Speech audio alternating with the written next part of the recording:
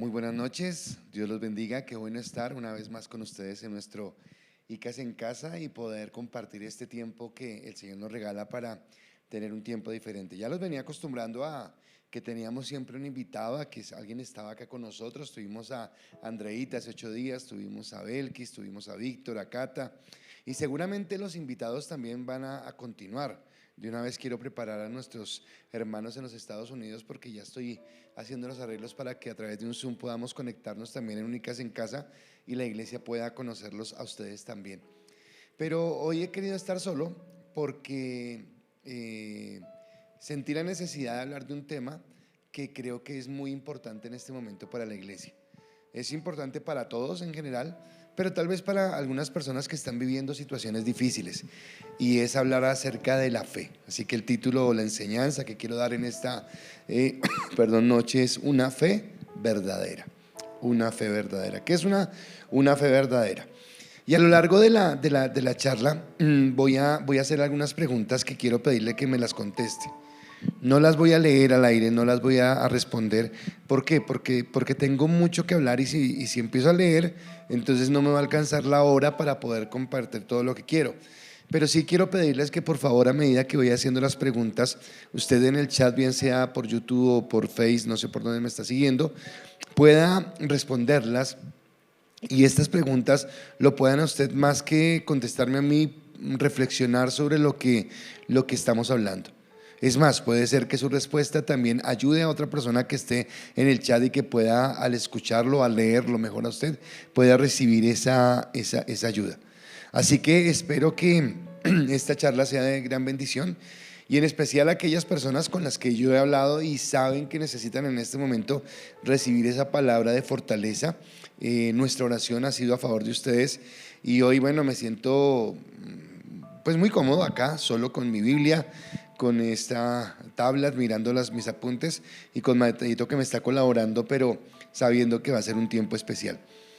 El autor de Hebreos dice con respecto a la fe lo siguiente, en Hebreos capítulo 11, versículo 6, la primera parte nomás, Hebreos 11, 6, dice: pero sin fe es imposible agradar a Dios.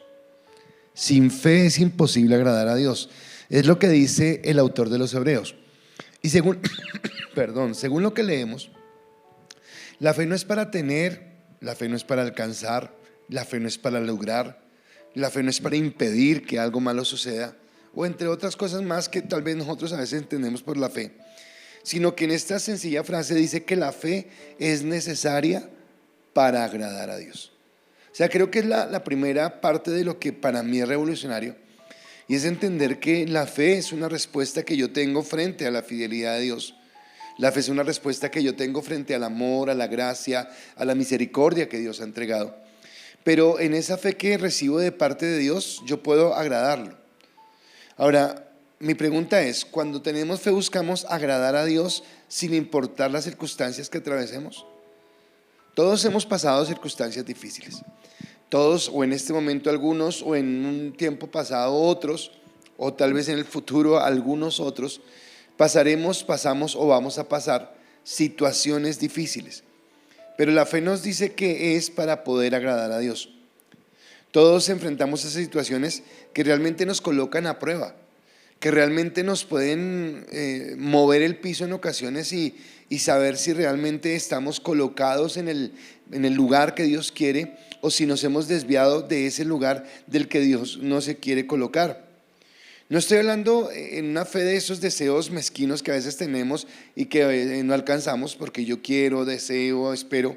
O no estoy hablando de la actitud egoísta de pensar solamente en mi bienestar sin darme cuenta de la necesidad que tienen otros, porque a veces caemos en ese error, pensar que la fe solamente es para mí, y nunca pensando en la dolencia, la tristeza, la angustia, la situación que alguien en mi familia, que alguien en mi trabajo, que alguien en mi iglesia, que alguien en mi comunidad pueda estar enfrentando. Estoy hablando de situaciones que nos exponen a momentos realmente dolorosos, a momentos que a veces aún las consecuencias de ese momento pueden ser irremediables, que pueden generar algo que no se puede cambiar. bien sea en un aspecto de salud física, bien sea en el aspecto de una relación interpersonal, bien sea en el aspecto económico, en donde yo no pueda cambiar las consecuencias de lo que está sucediendo. Y nos habla que es ahí donde necesitamos esa fe, y que esa fe que nos pide que nos mantengamos firmes en Cristo a pesar de las circunstancias. O sea, la fe no es simplemente Señor, ayúdame y ya. No, la fe es algo que me permite a mí estar seguro frente a las circunstancias. Y en mi experiencia sé que no es fácil. Y creo que todos en la iglesia saben, pero en medio de muchas pruebas, quiero hablarles de una prueba que para mí y para mi esposa fue irremediable, como lo digo. Y fue el hecho de no tener hijos. Lo anhelábamos, lo queríamos, lo deseábamos. Pero tal vez esas dos pruebas que tuvimos, en especial la primera, que creo que fue la más fuerte, pero esas dos experiencias marcaron nuestra vida y no fue algo que pudimos cambiar. O sea, Yanni y yo tuvimos que concientizarnos de que Dios nos quería en el ministerio, que necesitábamos amarlo, aunque no tuviéramos hijos. Y eso nos llevó a mantenernos firmes en la fe. Y tal vez para alguien que no haya pasado una crisis como que no puede ser tan grave, pero más bien quiero hablar a los que están pasando la crisis para decirles, yo sé que es cuando algo que queremos no podemos cambiarlo y no podemos hacer nada para que sea diferente. Y yo quiero decirles, estoy totalmente seguro que si es el deseo de Dios, Dios puede darnos hijos aún en este momento. Pero yo no estoy ya en el juego de doblarle el brazo a Dios y decirle a Dios que yo exijo o yo deseo o yo espero que Él haga lo que yo quiero que Él haga, sino más bien que yo en la fe me sujeto a lo que Él ha decidido en su voluntad y lo sigo amando por encima de. ¿Es fácil? No. Seguramente lloramos, seguramente tuvimos tribulación, pero en ese ambiente o en ese aspecto aprendimos a crecer. Y la circunstancia de los hijos nos llevó a madurar en nuestra fe, nos ayudó a crecer en nuestra fe y nos ayudó a llenar el vacío que podía, por ejemplo, generar el hecho de que nuestra familia no hubiera llegado a un hijo, con la presencia de Dios, con el amor de Dios. Y acá es como el asunto de lo que quiere enfocar la fe. En esa naturaleza egoísta que nosotros tenemos, porque quiero que entendamos que las circunstancias que vivimos tienen que ver con esa situación egoísta. Nos caracterizamos como seres humanos porque siempre queremos mirar la fe como algo que me va a ayudar. Entonces la fe es como una sombrilla, como un protector contra las pruebas, es el antiprueba. O sea, a mí no me puede pasar nada malo ni puedo caer en ninguna prueba porque soy hijo de Dios y porque tengo fe. O que impedirá que nosotros, personas tan buenas como somos, y digo ese buenas como irónicamente, nos ocurran cosas malas, porque pensamos, no, yo soy cristiano, no puedo tener ni una prueba, ni puedo tener un momento malo. O confundimos la fe con la capacidad de doblegar o de doblar el brazo de Dios a nuestro favor en cuanto a una petición que tenemos caprichosa, en la que deseamos que Dios haga lo que nosotros colocamos, lo que deseamos, colocando en evidencia que nosotros somos personas malcriadas e irreverentes cuando actuamos de esa manera. Entonces, Dios, a mí no me mandes una prueba, por favor, ¿qué te pasa, Dios? O Señor, a mí no me puede pasar algo malo porque soy tu hijo. O Señor, yo necesito que tú hagas esto por mí en función de que soy tu hijo. Y esas son algunas de los errores en que hemos caído, culpa aún de nosotros los pastores, por enseñar un evangelio que solamente se limita a las necesidades del momento y no entender que no se trata de nosotros, sino que se trata de Dios. Y creo que eso es una máxima que deberíamos entender siempre, que la vida cristiana no se trata de mí, sino se trata de cómo a través de mi vida yo puedo glorificar a Dios. Les dije que iba a hacer algunas preguntas a través de la charla. Y quiero lanzar la primera pregunta, y como les digo, no traje el celular porque no quiero tener la tentación de estar mirándolo, porque me voy a quedar leyendo sus respuestas y no voy a avanzar en el tema y quiero terminarlo. Pero sí quiero pedirle que la conteste, vuelvo y le repito, primero porque más adelante yo quiero leerla. En segundo lugar, porque va a permitir que usted exprese bien lo que siente, y en segundo lugar, porque tal vez su respuesta pueda bendecir a otra persona. Así que mi primera pregunta va a aparecer en la pantalla es: las ocasiones en las que le has dicho a Dios, tengo fe en ti, ¿lo haces con la intención de agradarle, como dice Hebreos? ¿O con el deseo de librarte de una prueba o de alcanzar un deseo de tu corazón.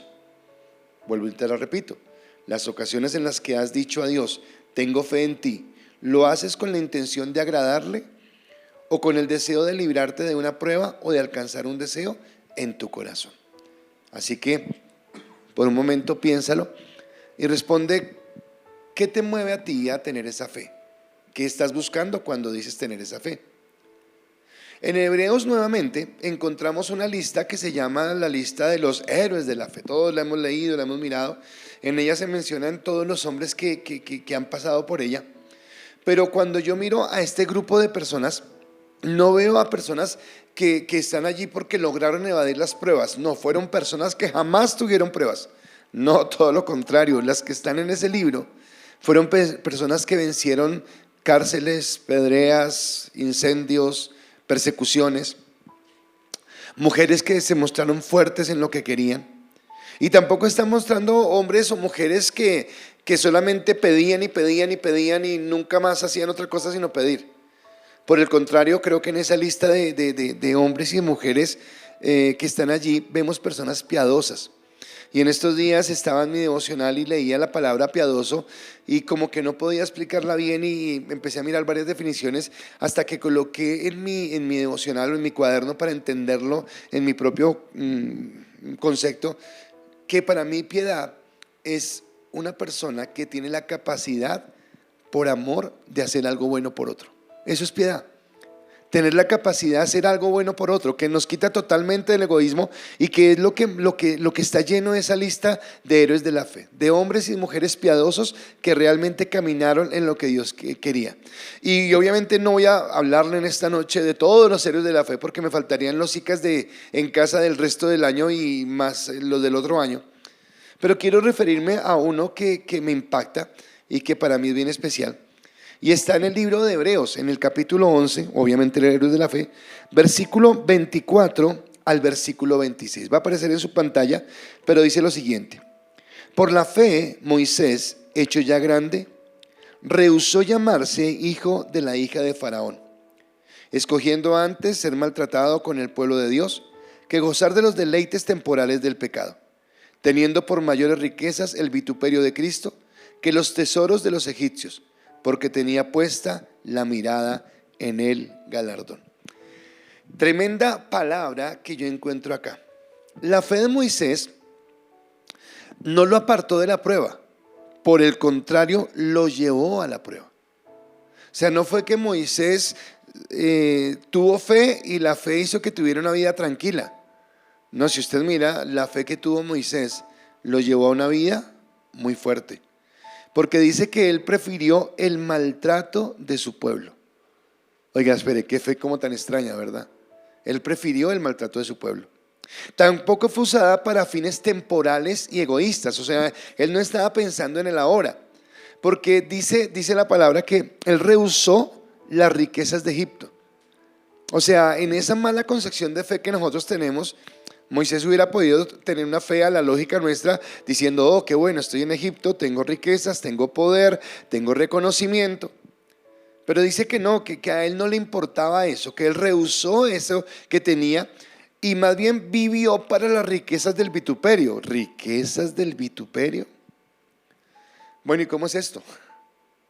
¿Cómo puedo yo entender que el vituperio genera riqueza en mi vida? ¿Cómo puedo yo entender que el maltrato de mi pueblo genera riqueza en mi vida? Pero tal vez nos hace entender que cuando la palabra habla de fe, está hablando de cómo me mantengo yo firme en medio de un mundo que vive en contra de los principios, de los valores, de la palabra del Señor. Hoy en día nosotros estamos viviendo tiempos difíciles. Ayer en la mañana cuando estaba listándome en mi casa después del devocional para ir al tiempo de oración, recuerdo que me encontré con una enseñanza que estaban dando sobre una mala doctrina que se enseña hoy en la iglesia, entendiendo esto, que ahora es solamente sueña, cree, desea, Dios hará, se cumplirá, solamente visiónalo y Él hará. Y resulta que son cosas primero muy, muy superficiales. En segundo lugar, muy banales. Y en tercer lugar, son cosas que no me están acercando a Dios, que realmente no están formando en mí un carácter conforme al carácter de Cristo, sino por el contrario, que me están llevando a dolor. Si usted recuerda, cuando Moisés sale de la tierra de Egipto, sale porque él, en su soberbia, en su altivez y en su acelere, comete un error, y es que mata a un egipcio teniendo la mejor intención. Su misma naturaleza lo lleva a cometer un crimen, lo lleva a cometer un asesinato. Es llevado por Dios al desierto, y en ese proceso de fe dentro del desierto, este hombre lo que hace es empezar a pulir su carácter, a ser formado, a tal punto que la Biblia más adelante habla de Moisés como el hombre más manso sobre la tierra. Pero fueron esas circunstancias, fueron esas cosas que sucedieron las que permitieron que él pudiera vivir, que él pudiera alcanzar esto que estaba sucediendo. Así que aquí es donde yo quiero que nosotros entendamos cómo la fe actúa, cómo la fe está allí para que nosotros podamos saber y entender qué es lo que produce la fe, o qué es lo que quiere Dios con la fe, para que entendamos bien el propósito. Aquellas personas que estamos viviendo o estamos atravesando circunstancias realmente fuertes, que estamos viviendo cosas que de pronto colocan desasosiego en nuestra vida, es entender que la fe de Moisés lo llevó de la comodidad de Egipto a la penuria del desierto. O sea, lo llevó a algo diferente. Lo llevó de la seguridad del palacio al peligro de la esclavitud. Lo llevó de la estabilidad del reino a la inestabilidad de un escogido. Y usted puede tomar a Moisés como el referente nuestro, en el entender que Egipto tipifica el mundo. Es un tipo del mundo, es un tipo de los pensamientos, de las formas, de las actitudes que tiene el mundo, pero que Dios nos quiere sacar de ese sistema del mundo, pero que salir del sistema del mundo, estando dentro del mundo, va a generar penuria, va a generar angustia, va a generar cierta incertidumbre. Que la seguridad del palacio era la seguridad que podía otorgarle el rey, que podía otorgarle el faraón, pero él decide salir de la protección del rey para, entre comillas, colocarse en el peligro de ser un esclavo, pero entendiendo que la cobertura que él tiene ahora no depende del rey, sino que depende de Dios mismo. Y en tercer lugar, que la estabilidad que él puede tener en el rey, el bienestar o la tranquilidad, el pensar hacia adelante en un futuro promisorio, porque está en la casa del rey, lo cambia por la inestabilidad del escogido, de no saber en qué momento va a ser perseguido, de no saber en qué momento va a ser muerto, de no saber en qué momento va a ser vituperado, pero que sigue adelante porque tiene su fe puesta. Así que la fe es algo, o sea, la fe expresada por la palabra es algo mucho más grande que lo que el mundo nos ha enseñado, es algo mucho más grande que de lo que la iglesia misma ha enseñado, y tenemos que volver a ese rudimento. Y hoy yo quisiera que en esto que he venido exponiendo y en esto que he venido tratando, cada uno de nosotros los que estamos en este lugar podamos alcanzar eso que Dios quiere. Si miramos la historia de tantos hombres y mujeres en el Antiguo Testamento, podríamos hablar de Abraham, podríamos hablar de Daniel, podríamos hablar de José, podríamos hablar de Jefté, podríamos hablar de Sansón, podríamos hablar del rey David, podríamos hablar de tantos personajes. Si podemos hablar de los personajes de la iglesia primitiva, si hablamos de los apóstoles, si hablamos de un Pablo, de un Pedro, de un Juan, si hablamos de cómo terminaron ellos su carrera, si hablamos de las personas que empezaron a sumarse a la vida cristiana y cómo se convirtieron en espectáculo al mundo, y cómo se convirtieron en payasos de circo, cómo se convirtieron en antorchas humanas solamente por la fe que ellos tenían, encontraremos que la fe actúa de la misma forma. ¿Y qué es actuar de la misma forma? Que la fe verdadera, y acá viene otra clave, otro punto clave, es que la fe verdadera es un rechazo a las formas y principios y valores de este mundo por seguir a Cristo y su promesa de una eternidad en gloria. O sea, la fe verdadera no se limita solamente a que hagamos como las peticiones. Ya hace rato que no decía esto, pero lo quiero decir. Me molestan estos programas de devocionales de la mañana, o bueno, no sé si se dan solamente en devocionales, cuando el predicador o la persona que está en turno le empieza a decir a la gente que Dios le va a sanar, a restaurar el refrigerador, la nevera, la licuadora, el despertador, todo se lo va a restaurar. Y no porque Dios no tenga el poder para hacerlo, sino porque minimizamos el evangelio.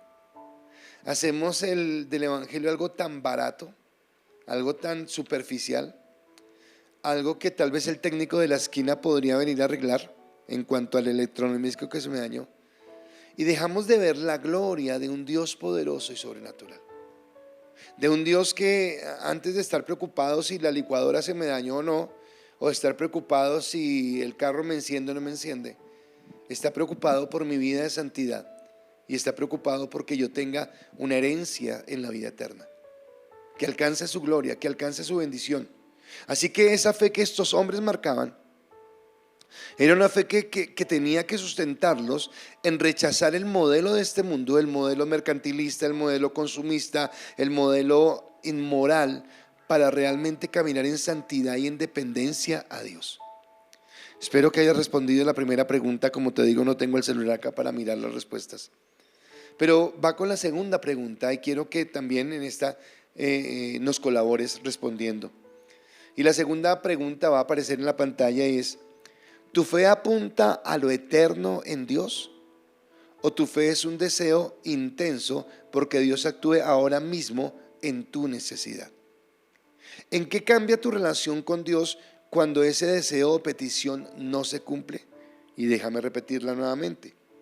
¿Tu fe apunta a lo eterno en Dios? ¿O tu fe es un deseo intenso porque Dios actúe ahora mismo en tu necesidad? ¿En qué cambia tu relación con Dios cuando ese deseo o petición no se cumple? Así que quiero que empieces a responderlo. ¿Y por qué la pregunta? Porque realmente tú estás teniendo la fe como algo que te lleva a sustentarte en medio de las pruebas que hay en esta tierra para llegar seguro al tiempo de la eternidad, entendiendo que en esta tierra pasaremos pruebas, adversidades, circunstancias difíciles, momentos dolorosos. O tal vez el hecho de que Dios no te conteste una petición y que no sea ahora como tú quieres, hace que de pronto tu relación con Dios cambie y que ya no sea el mismo amor porque sientes que Dios no te cumplió. Porque si es así, entonces tendríamos que replantear cuál es nuestra fe y cuál es nuestra comunión con Dios. ¿Cuál es la concepción que tenemos de Dios y cómo lo estamos mirando? ¿Cómo estamos entendiendo a Dios y desde qué punto de vista, estamos mirando a Dios como nuestro Señor? En su ministerio público, Jesús dijo lo siguiente con respecto a las pruebas cotidianas de la vida. Entonces Jesús, que vivió, que se hizo hombre, que Él sabe que es rechazado, que Él sabe que lo critiquen, que Él sabe que levanten falso testimonio, que sabe que es sentir rechazo, que sabe algo bien especial, y es que es vivir por un propósito. Entender que Él vino a la tierra no para tener una casa, para tener un carro, para alcanzar un bienestar, para tener una familia, que Él no vino a la tierra para estar bien todo el tiempo, sino que Él vino a la tierra con una única misión, fue ir a la cruz. Pero que dice en Hebreos, no está en los textos, pero se lo quiero decir, que Él, mirando el gozo que había delante de Él, sufrió la cruz. Entendiendo esto, Jesús dijo lo siguiente: pero yo os digo, amad a vuestros enemigos, bendecid a los que os maldicen, haced bien a los que os aborrecen y orad por los que os ultrajan y os persiguen, para que seáis hijos de vuestro Padre que está en los cielos, que hace salir el sol sobre buenos y malos, y que hace llover sobre justos e injustos. Ahora, dándonos a entender, y esto es lo que de pronto hemos hablado en algunas clases de la consejería, que nosotros vivimos en un mundo imperfecto. O sea, el mundo en el que vivimos actualmente no es perfecto. Si no es perfecto, quiere decir que va a ser muy complicado que nosotros alcancemos acá la plenitud. Es más que complicado, es imposible. O sea, no vamos a alcanzar en este mundo la plenitud. Podemos tener momentos buenos, podemos tener momentos agradables, podemos tener momentos que nos lleven a caminar en la gracia, en el amor, en la bendición de Dios. Pero este mundo es un mundo que está contaminado por el pecado. Y puede que en nuestro alrededor haya personas que, sin que nosotros les hayamos hecho nada, nos odien, nos detesten, nos critiquen, nos envidien. O puede ser que nosotros seamos víctimas de personas que son inescrupulosas, que nos pueden engañar, que nos pueden robar, que nos pueden hurtar. Pero la palabra nos dice: pero ustedes deben amar. O sea, no dejen que su corazón se contagie por eso. No dejen que su corazón se llene de amargura, de resentimiento, de rabia. Y me encanta lo que dice al final, porque en eso que a veces pensamos que es que como cristianos somos inmunes y no nos va a pasar nada malo y todo lo que nos tiene que pasar es bueno. Yo quiero decirle que tal vez yo caí en algún momento en esa carga siendo pastor y sufría orando porque yo decía, bueno, Señor, por favor hazlo, porque si no haces lo que esta persona quiere, se va a ir de la iglesia. Hasta que un día Dios me dijo, no, no es tu problema, ese problema es mío, déjamelo a mí. Yo sabré si contesto o no contesto. Yo sabré si hago o no hago. Tú no te preocupes. Tú haz lo que tienes que hacer. Porque hay una presión tan fuerte, es que somos cristianos y nada malo nos puede pasar. Somos cristianos y todo lo bueno nos tiene que pasar a nosotros. Somos cristianos y, mejor dicho, cuidadito, algo raro pasa porque no queremos ser movidos de la comodidad que a veces decimos tener. Así que en ese sentido Jesús termina diciendo, porque el Padre que está en los cielos hace salir el sol sobre buenos y malos y hace llover sobre justos e injustos. Y ahora déjeme ampliarlo un poquitico. Así que los problemas le pueden venir a los buenos y a los malos. Las circunstancias difíciles le pueden pasar a los buenos y a los malos. Un robo, un atraco le puede pasar a los buenos y a los malos. Yo me subo al Transmilenio, pero el hecho de que sea pastor o que sea cristiano y que ame al Señor no quiere decir que no sea propenso a que me saquen el celular en el bus. Tal cual le pasa a cualquier persona, me puede pasar a mí, porque estamos en medio de un mundo imperfecto. Y esto es lo que tenemos que entender. Entonces, en medio de ese mundo imperfecto, tenemos que aprender a amar a aquellas personas que nos vituperan, que nos engañan, que nos traicionan, que nos sacan la lengua, que nos miran feo, porque es lo que Dios quiere. Pero Jesús no se quedó solamente en esa referencia, sino que Él dijo una más. Si usted va conmigo a Juan capítulo 16 versículo 33, Juan 16, 33, va a aparecer en su pantalla el texto, pero quiero leerlo acá en mi Biblia. Juan capítulo 16 versículo 33 dice lo siguiente: hijitos, aún estaré con vosotros un poco, me buscaréis, pero no me dije, perdón, yo estoy buscando, estoy leyendo mal. Es en 16:33. Dice acá: estas cosas os he hablado para que en mí tengáis paz. En el mundo tendréis aflicción, pero confiad, yo he vencido al mundo. Qué tremenda palabra. Estas cosas os hablo para que tengáis paz. ¿Qué quiere Dios que tengamos? Paz. Dios, ¿qué quiere que tú tengas? Paz. Pero dice que Dios nos va a dar paz en medio de un mundo de aflicción. O sea, la paz no es un eximirnos de lo que pasa en el mundo y entonces me voy a recostar en la hamaca que hay en mi casa, me voy a echar vientecito porque Dios me prometió paz. No, la paz se da en medio de la aflicción, en medio de la adversidad. Dice que en medio de la adversidad podemos confiar porque Cristo venció al mundo. Porque tenemos seguro que Él ya venció, que estamos en el proceso, que Dios nos está procesando, que estamos anhelando su segunda venida. Todo eso es cierto, pero también es cierto que Él ya venció. Este mundo, ya lo dije, no es perfecto y estamos constantemente expuestos. ¿A qué estamos expuestos? Usted y yo estamos expuestos, y por favor preste atención a esto. Por favor, en este momento no se distraiga con nada, porque estamos expuestos al pecado de otros. O sea, nada me exime del pecado de otros. Me pueden engañar, me pueden traicionar, me pueden vituperar, me pueden perseguir, pueden buscarme para hacerme una estafa. ¿Por qué? Porque estoy en un mundo caído y todos estamos en igualdad de condiciones. Dios hace salir el sol sobre buenos y malos, hace llover sobre justos e injustos. Quiere decir que todos estamos en la misma condición de estar expuestos a situaciones. Obviamente oramos para pedirle a Dios que nos guarde, la oración del Padre nuestro, líbranos del mal, guardándonos de la tentación. Ok, eso lo hacemos. Pero más sin embargo seguimos en este mundo. Podemos ser engañados, podemos vivir situaciones difíciles. A mí me han robado. Una vez estábamos con mi esposa en un desayuno y escuchábamos cómo un pastor nos contaba cómo le robaron, creo, 50, 60 millones de pesos que tenía para el templo. Cómo una vez le colocaron una bomba dentro del templo, nos colocó como el ejemplo. Así que podemos sentir o podemos vivir eso porque estamos en un mundo caído.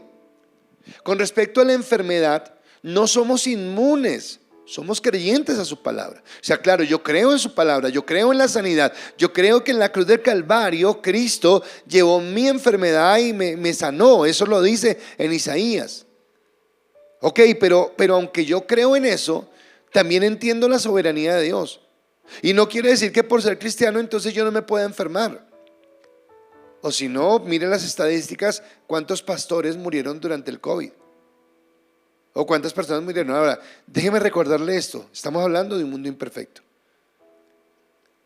Pues si la vida cristiana nos llevara a la perfección acá, ningún cristiano moriría. Pero todos morimos, porque estamos en un mundo imperfecto, porque las cosas suceden. O vivimos, perdón, por estar en este mundo imperfecto, los desastres o accidentes, que yo creo que en la eternidad no lo habrá. Entonces nada en la Biblia te asegura contra esto. O sea, tú no puedes decir soy cristiano y jamás me pasará nada. Hay un pastor que yo admiré mucho en vida, es más, me da tristeza que lo conocí, fue en los últimos años de su vida. Este pastor se llamaba David Wilkerson. Y este pastor fundó una iglesia en el Times Square en Nueva York. Y él cuando llegó allí, llegó a evangelizar las pandillas que había en esa época. Y bueno, fue un ministerio súper bueno de este señor. O sea, yo no podría decirle que nada en contra de ese ministerio. Es más, aún todavía de cuando en vez y de vez en cuando escucho prédicas de él y ya me las sé de memoria porque obviamente él ya murió, pues se repiten las mismas. Pero cada que las escucho me ministran. ¿Y sabe cómo murió este pastor? En un accidente de tránsito yendo a una obra misionera. ¿Cómo? Pero si es el pastor. No lo hace inmune a un accidente. ¿Y fue que tuvo la culpa, pastor? No tengo ni idea. No sé si tuvo la culpa él, no sé si tuvo la culpa el otro conductor, no sé si fue una falla mecánica. Lo que sí sé es que el ser cristiano no lo eximió de estar en un accidente. Pero a veces nosotros tenemos la concepción de que no me puede pasar nada, soy cristiano y si me pasa es porque algo raro pasa. No está pasando nada. Vivimos en un mundo imperfecto. Vivimos en un mundo donde estamos expuestos. Vivimos en un mundo donde necesitamos cada día depender más de Dios. Esa es la guerra tal vez de la que estamos hablando los domingos, porque vivimos en un mundo que es perverso y que es maldadoso. Así que hay pruebas que son, ahora escúcheme esto, hay pruebas que son causadas por ser cristiano. Hay pruebas que vienen porque yo declaro mi fe. Y declarar mi fe hace que la gente se vaya en contra mía, que me critique, que levanten falso testimonio, que nos acusen. Ok, esa es la fe. Pero hay otras que pueden atravesar las personas, sean o no cristianas. O sea, un accidente le puede pasar a usted, se puede estallar en el carro. Pero el pastor David Wilkerson no murió en el accidente de tránsito por ser cristiano. No, murió por ser un hombre que andaba en carro, como cualquiera de nosotros. O sea, el andar en carro no fue algo que por ser cristiano. Si viene una enfermedad no es porque soy cristiano, no. Siendo cristiano o no cristiano me puedo enfermar. Un robo, un desfalco me puede ocurrir siendo o no siendo cristiano. Pero entonces, ¿pero por qué me pasa a mí si yo soy cristiano? Porque así como usted es cristiano le pudo pasar no siéndolo.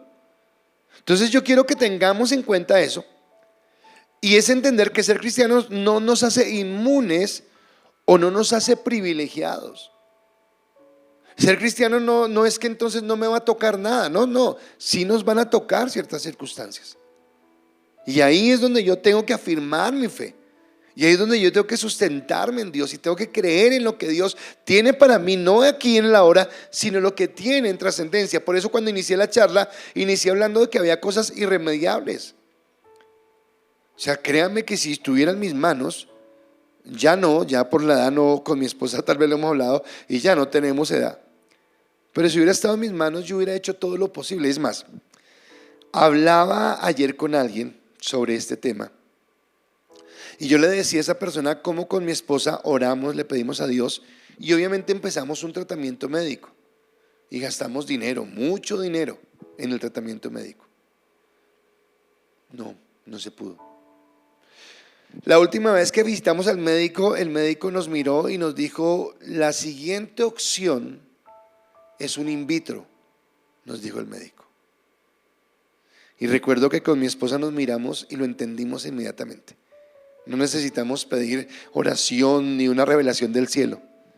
Entendimos que si por los medios naturales Dios no nos quería permitir tener un hijo, ¿quiénes éramos nosotros para doblarle el brazo a Dios? ¿Qué derecho sentíamos nosotros para obligar a Dios a que Él hiciera lo que en su voluntad no deseaba? Y acá es donde tuvimos que tener fe. Ahora, ¿fue fácil? No. Lloramos, sí. Pero es que la fe no significa que tú no sientas dolor o que no llores. No, la fe significa que aún en medio del dolor tú te mantienes firme y conoces la voluntad de Dios. Wow, quiero decirle que estoy tan feliz con este tema, porque aunque estés pasando por pruebas, las pruebas nos levantan. De las pruebas, si las entendemos en Dios, salimos fortalecidos. Por eso quiero colocar una tercera pregunta. Espero que estés contestando. No voy a repetirte lo mismo que ya he dicho durante toda la charla. Pero mi tercera pregunta es: ¿qué aflicción has atravesado o estás atravesando? ¿Esa prueba tiene que ver algo con tu fe o es algo que le puede pasar a cualquier persona? Entonces, ¿qué estás atravesando en este momento? ¿Cuál es esa dificultad? ¿Y esa dificultad que estás pasando es porque eres cristiano? Uy, ¿te están persiguiendo por ser cristiano? ¿O es algo que le pasa a cualquier persona? Es un dictamen médico que le pueden dar a cualquier persona, sea cristiano o no sea cristiano. Es una situación que le puede pasar a cualquier persona, sea cristiana o no sea cristiana.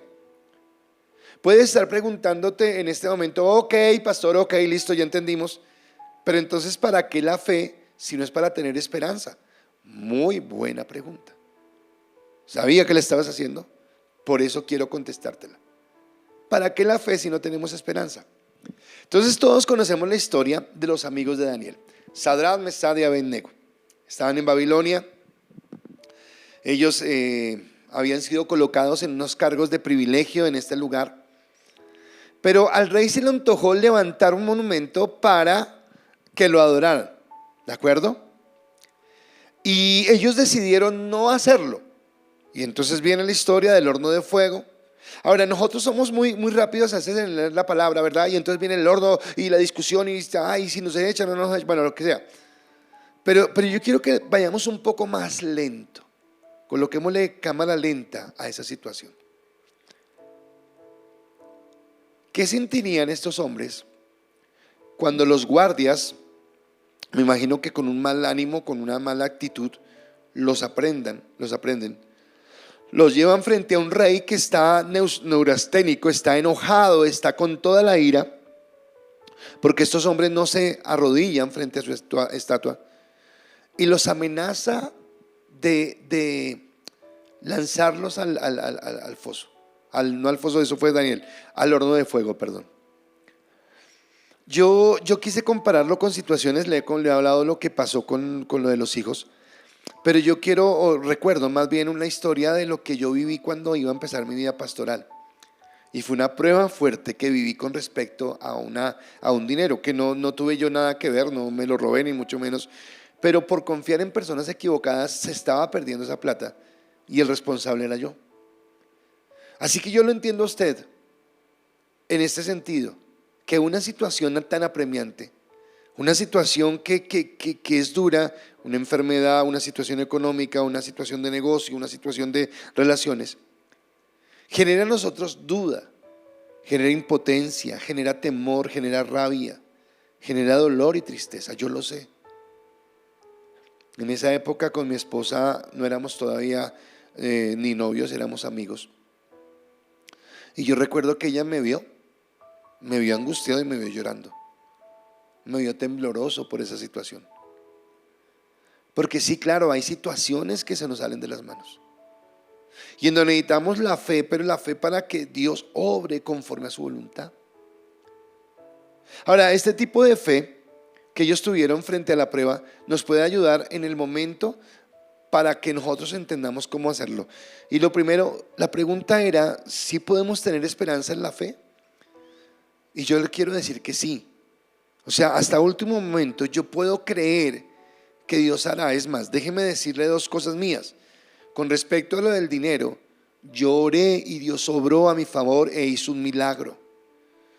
Con respecto a los niños, Dios también obró, aunque no era conforme a mi voluntad. Yo creo que en los dos episodios Dios respondió. En uno como yo quería que Él respondiera, en otro de una manera contraria, pero en los dos Dios siguió siendo Dios y yo seguí siendo su hijo. Eso no cambió. Y mi fe es mantenerme como hijo en medio de la respuesta.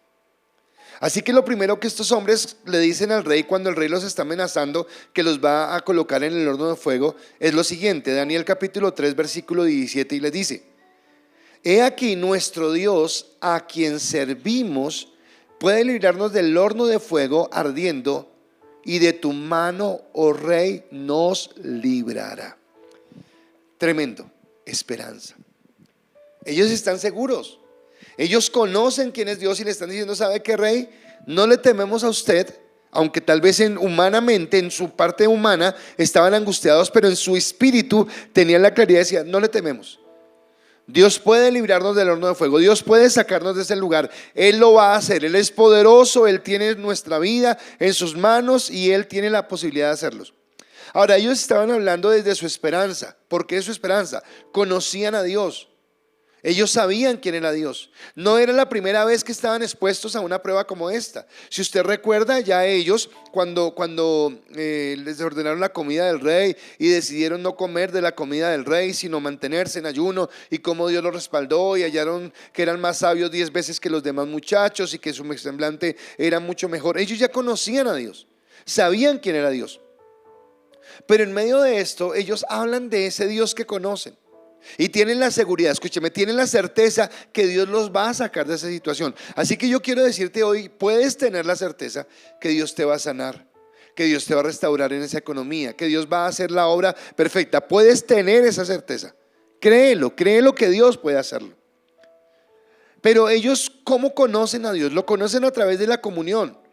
Conocen a través de que han tenido una relación con Dios. Porque el problema es eso, que queremos tener fe sin tener relación. Y yo no puedo creer a quien no conozco. Yo creo en mi esposa. Créame que si hay alguien en quien yo crea, es en Yani. Pero yo no creo en Yani solamente porque es Yani. Yo creo en Yani porque llevo un tiempo viviendo con ella, y en ese tiempo he aprendido a confiar. Y eso mismo es lo que necesito con Dios: aprender a confiar. Pero es tanta la comunión que ellos tienen, que no solamente tienen comunión con Dios, sino teniendo comunión con Dios, conocen la soberanía de Dios. Y esta parte es importante: conocer la soberanía de Dios. ¿Y qué tiene que ver eso con lo que estamos hablando, pastor?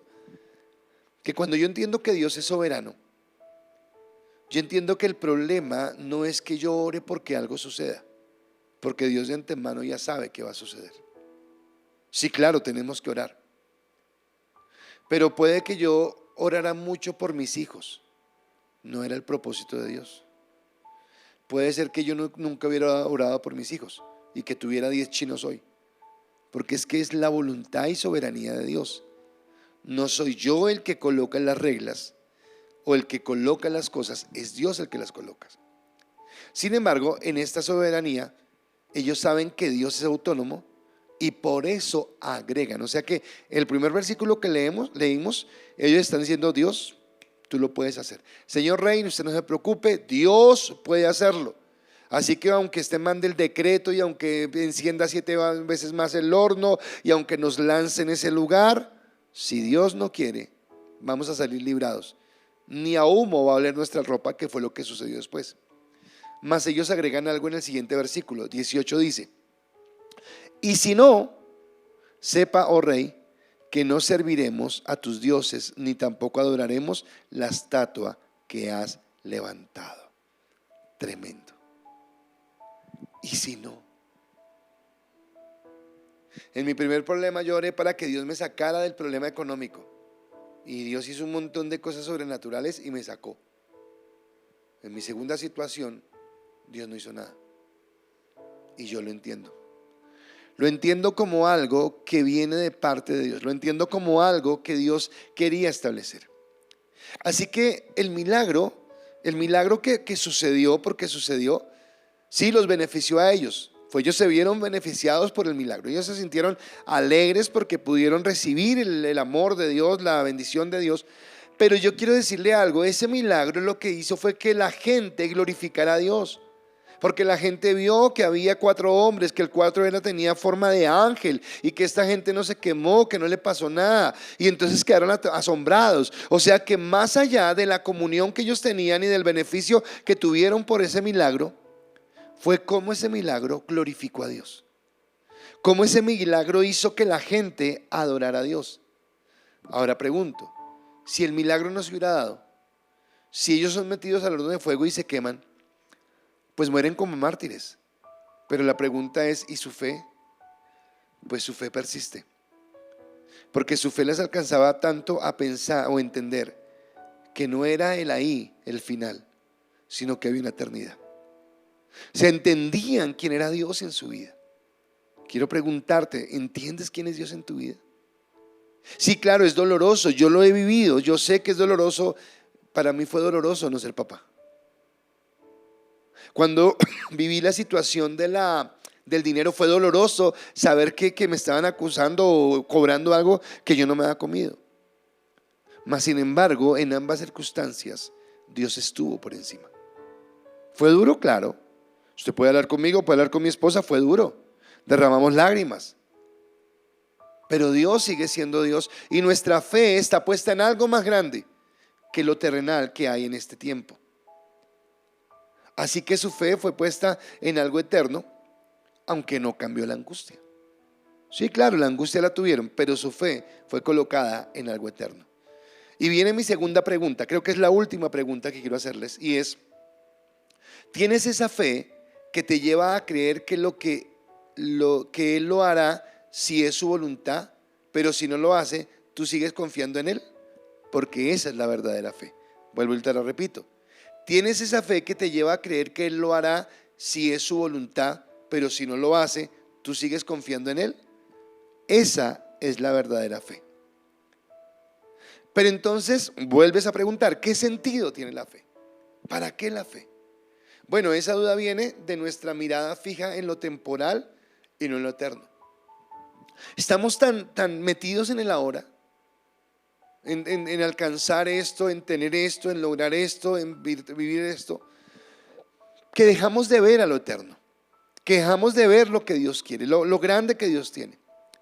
¿Recuerdas que Cristo dijo, en el mundo tendréis aflicción? Ahora, ¿por qué Cristo dijo que en el mundo tendríamos aflicción? Por la misma circunstancia de que vivimos en un mundo imperfecto, en un mundo que está en pecado, que en un mundo que está en angustia, que en un mundo que está en dolor. Yo les hablé o les he dicho, les he comentado de mi devocional irónico, del devocional que para mí fue hecho en ironía y en el que al leer la palabra decía que Dios como que nos jugaba una mala pasada con la fe. Y se lo quiero leer para que usted lo entienda.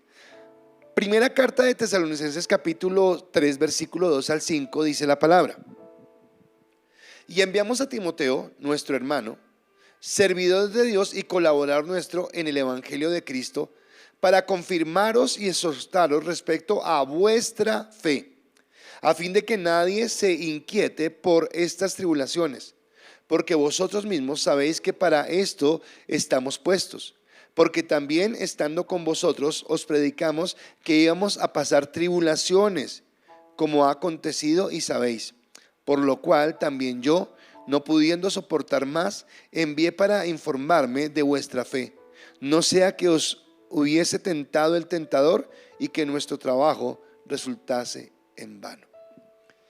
¿Sabe qué está diciéndole Pablo a ellos?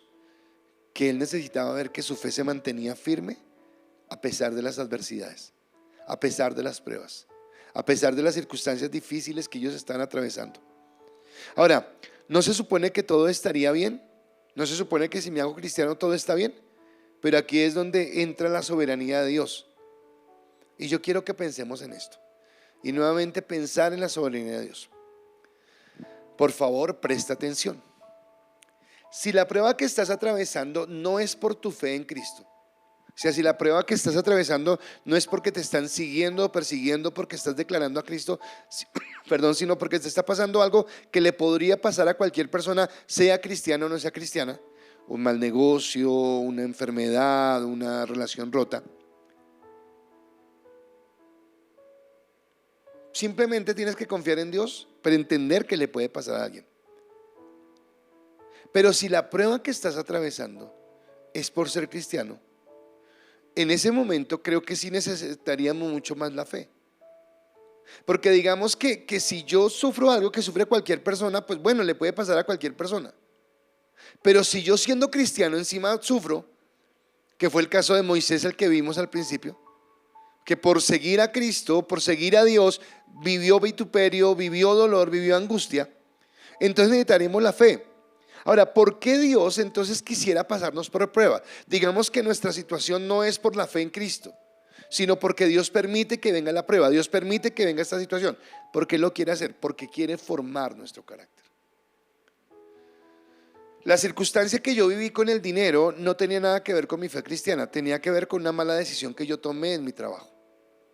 Una mala decisión por creer, pensar que estaba haciendo las cosas correctas, que estaba confiando en las personas correctas. Nada tuvo que ver con mi fe cristiana. Pero sí que me hizo crecer en mi fe cristiana. Sí que me hizo mirar a Dios como el proveedor, mirarlo como aquel que podía levantarme, fortalecerme, sustentarme, estar en bendición. El no tener hijos con mi esposa no tuvo nada que ver con mi fe cristiana, ni con la fe de ella. Simplemente, como muchas parejas, nosotros no pudimos tener hijos. ¿Por qué? Porque no fue el deseo de Dios, porque no fue la voluntad de Dios. Y aunque no tuvo que ver con nuestra fe, oiga que formó nuestro carácter, que nos permitió afianzarnos en la palabra y un día los dos mirarnos a los ojos, tomarnos de las manos, orar y decir: Dios, con hijos o sin hijos, te vamos a servir y te vamos a amar. Con hijos o sin hijos te vamos a ser fieles, porque no es un hijo lo que determina nuestra fe en ti, sino es tu amor, tu misericordia y el sacrificio que tú hiciste en la cruz por nosotros. Así que en ese sentido es Dios el que nos da la fe.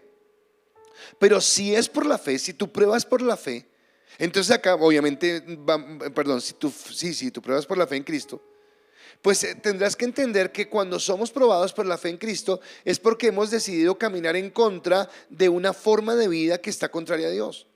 Y no vamos a ser bienvenidos, no vamos a ser aceptados en ese ambiente, porque nuestra misma conducta de vida nos aparta de eso.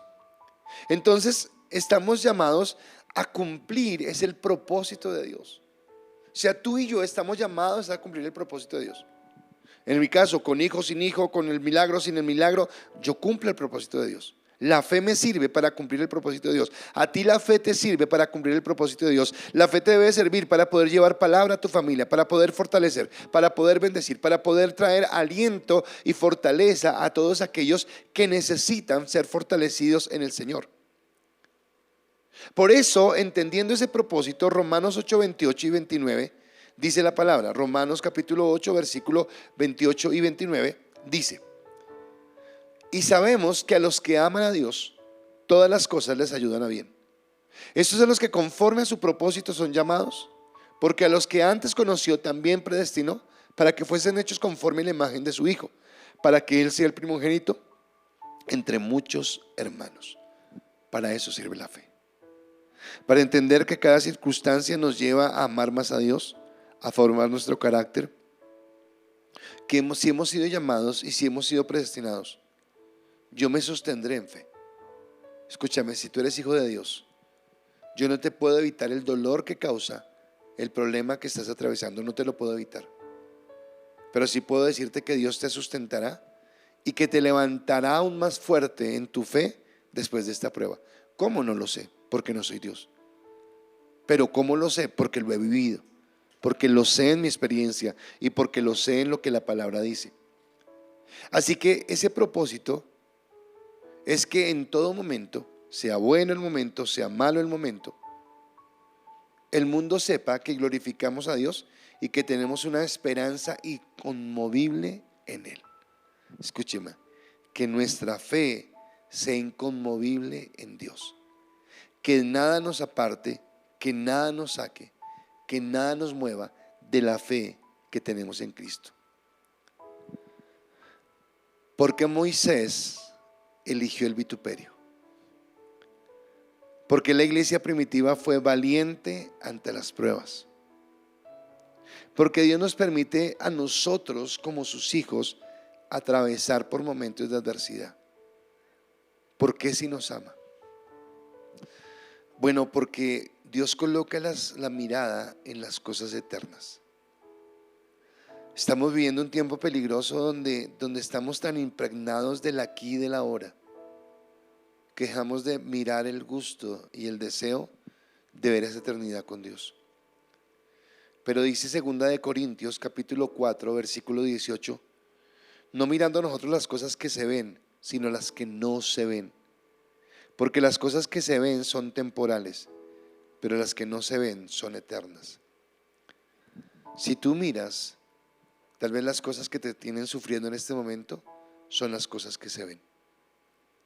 Y no te voy a decir que no es doloroso, sí, claro. Pero dice que dejemos de mirar lo que se ve para mirar lo eterno, para descansar en Dios. Y déjame decirte algo en mi experiencia personal, y es que es una relación inversamente proporcional. Entre más tú mires a lo eterno, Dios más te bendice en esta tierra.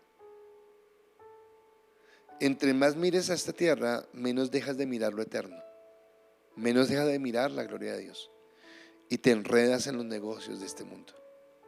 Mira lo eterno, mira lo que Dios tiene, mira lo que Dios quiere, mira lo que Dios está haciendo. Dios puede escuchar tu petición en este mundo temporal.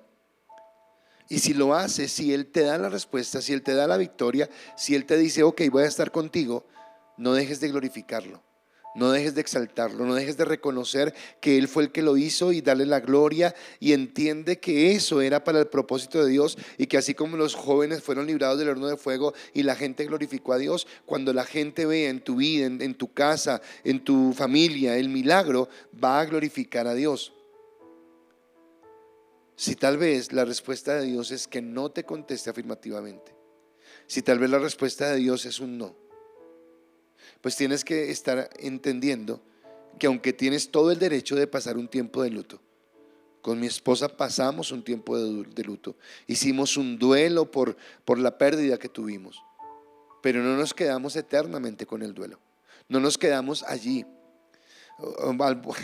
Me encanta que mi esposa sea mi esposa, porque obviamente pensamos iguales, pero algo que los dos nos admiramos a veces es cómo podemos ser tan emocionales, no lo digo nosotros sino la gente, cómo puede ser tan emocional y quedarse estancada en un punto de su vida porque no logró superarlo. Dice Eclesiastés que hay tiempo de llorar, tiempo de reír, tiempo de todo, pero tenemos que sobreponernos, y acá es a lo que nos llama mirando el galardón y recordando que la fe no es para que a mí se me cumplan los deseos, sino que la fe es para agradar a Dios. Y cuando yo agrado a Dios, alcanzo el galardón. Porque el último versículo que quiero compartir es con el que inicié, pero con el que inicié a medias, pero ahora lo completo. Porque dice Hebreos 11:6, pero sin fe es imposible agradar a Dios. Porque es necesario que el que se acerca a Dios crea que le hay y que es galardonador de los que le buscan. Siempre vas a tener un galardón. El galardón no necesariamente tiene que ser que Dios escuche tu oración en el momento, pero si tú crees y confías en la buena voluntad de Dios, el galardón lo alcanzarás. Tal vez de una manera diferente, tal vez de una manera distinta a lo que tú pensabas, pero no hay ninguna oración que quede en vano si tu propósito, si tu deseo es agradar a Dios. Así que ahora mi reto, mi desafío es que tú puedas agradar a Dios, que puedas bendecirlo. Así que el Señor en esta noche nos ayude, nos bendiga y nos permita crecer en esa clase de fe para que nosotros podamos honrarlo, para que podamos bendecirlo y para que podamos exaltarlo. Yo espero que este tiempo de ICAS en casa haya sido de bendición. Como les digo, tan pronto termine, me voy a ir al chat a leer sus respuestas, a mirar qué compartieron ustedes. Espero que esta palabra nos aliente, sobre todo a aquellas personas que en este momento están atravesando momentos de dolor, de angustia, de preocupación, y que sea el Señor fortaleciéndonos y llevándonos cada día a confiar en Él y a ver su gloria y a ver su bendición.